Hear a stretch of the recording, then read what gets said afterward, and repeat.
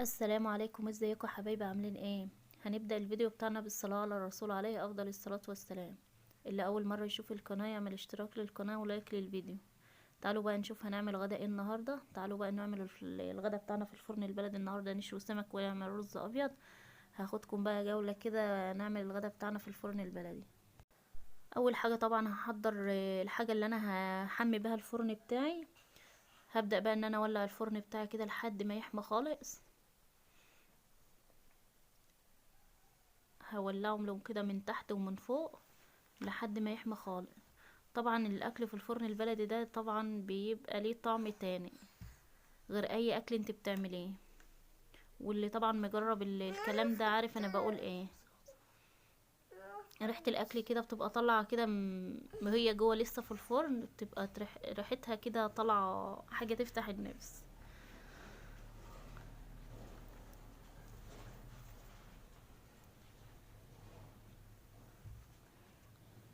هواتنا اولع كده لحد ما يحمى معايا خالص.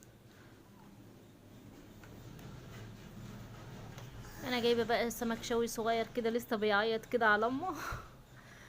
فضل ونعمه من عند ربنا، يا ربنا يزيدها علينا نعمه يا رب. دي بقى ردة كده انا هقلب السمك فيها. دي ردة بقى بتطلع من القمح، دي بتطلع من القمح اللي هي الغلة، يعني لما الغلة بتنطحن وكده دي بتطلع منها. فانا هقلب السمك فيها كده وارص على المطرحة بتاعتي. ما بحبش ان انا احط واحدة بواحدة كده في الفرن. ارصه بقى على المطرحة كده وهرميه في الفرن مرة واحدة.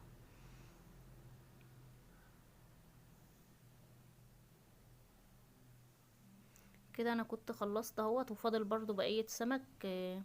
هرصها بعد ما ارمي دوت. الاول طبعا همسح بعد ما ارمي دوت في الفرن يعني ويحمر معايا. هحط التانية وارجع اشويها بعد ما اطلع دوت. طبعا همسح الفرن بتاعي مسحة كويسة كده من اي عفرة او تراب فيه كده.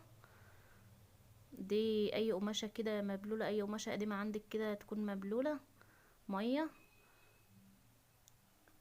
همسحه كويس زي ما انتوا شايفين كده. هحطه في الفرن وطبعا الفرن معايا حامي خالص. ببقى متأكدة ان هو حامي من فوق ومن تحت. وبرضه هولع عليه، هولع له بقى من فوق ومن تحت كده لحد ما يحمر. انت اول ما بتحطيه بس كده يا دوب دقيقتين وبتلاقيه محمر من فوق ومن تحت علشان انت محميه الفرن بتاعك جامد.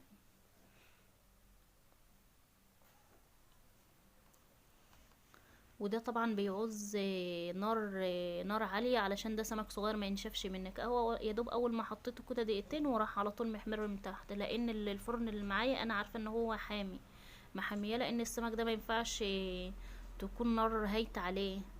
لازم أن تكون نار عالية علشان السمك ده صغير مش هيتحمل، ممكن ينشف منك. فعايز نار عالية من فوق ومن تحت. هو خلاص هنا كان هياخد لون كويس معايا كده، مش هحمر اكتر من كده. هشده بقى لبره كده. وانا كنت محضره بقيه السمك اللي فايض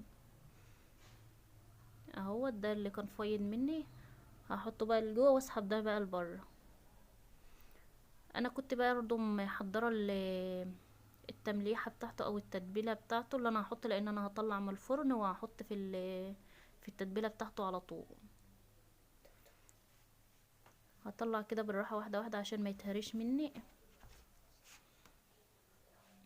هنا انا كنت بقى التملحه بتاعتي توم وملح وكمون وكزبره ناشفه وشويه كزبره خضرا كده وهرسه شطه وليمون.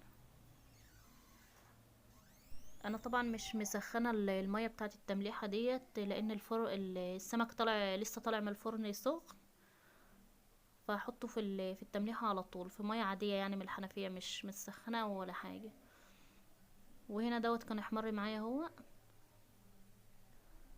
هبدا برضو ان انا اشده عشان ما ينشفش مني.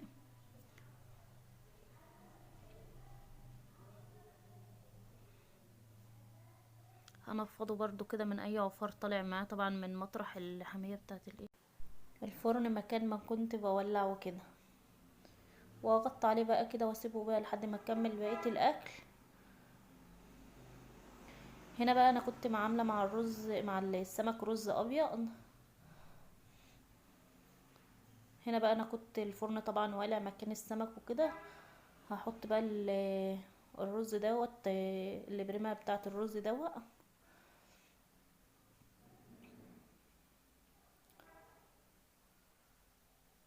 هبدأ بقى ارصهم واحد واحد كده.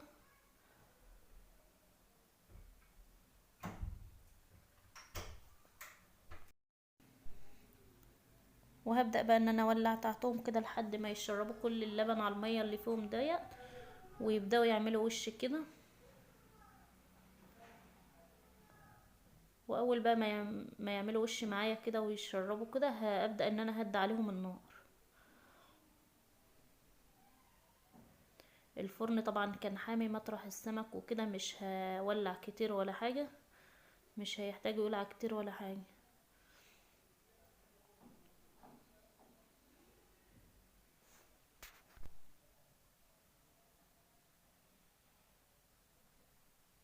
هما هنا خلاص كانوا بدأوا ياخدوا وش كده، بس الصورة بعيد شوية، الفيديو مش موضح قوي. اهوت يعتبر ان هما خدوا وش شوية، وهسيبهم بقى لحد ما ينشفوا وبعد كده هطلعهم. هنا بقى هجيب حتة سمنة بلدي على شوية زيت كده. ممكن في ناس بتحط السمنة والزيت قبل ما يدخلوا الفرن وهو لسه الرز طري، بس احنا بصراحة بنعمله الطريقة دي يعني.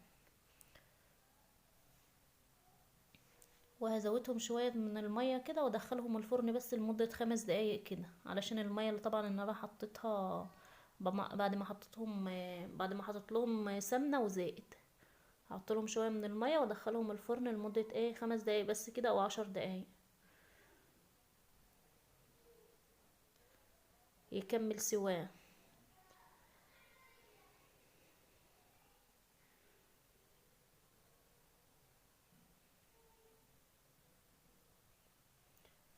وطبعا هنعمل بقى طبق سلطة حلوة كده مع السمك والرز دوت.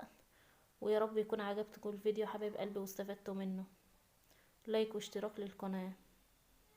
في رعاية الله.